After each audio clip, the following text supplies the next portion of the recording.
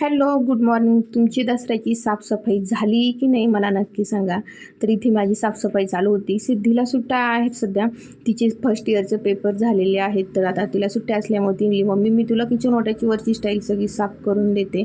तर तिने अशी सगळी घासायला घेतली. त्याच्यानंतर पहा तिचे काहीतरी बडबड चालू असते आणि बडबड चालू असताना ती अशी काहीतरी कामं करते. आणि हे पाहता तिने मिक्सर साफ करायला घेतला आहे आणि मिक्सर साफ करता करता तिने हे पण दाखवले, हे पण साफ करायला मला सांगणार आहे मम्मी. आणि किचन ओट्याच्या पसलं तिने साफ करायला घेतल्यानंतर तिचे असे नाटकं चालू होते की नाही का फास्टमध्ये नाही का काही कामं करायची. आणि मस्तपैकी तिने मला किचनची स्टाईल अशी घासून दिली, स्वच्छ पण करून दिलं, सगळं तिनेच आवरलं, मी काहीच आवरलं नाही ती किचन ओट्याची तिथलं.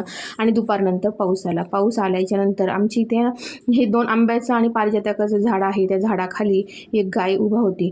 आणि ती गाय अशी एवढी ती हे झालेली होती पावसाने, अशी नाही का काय म्हणतो आपण, असं थंडी वाजून गेलेली होती तिला.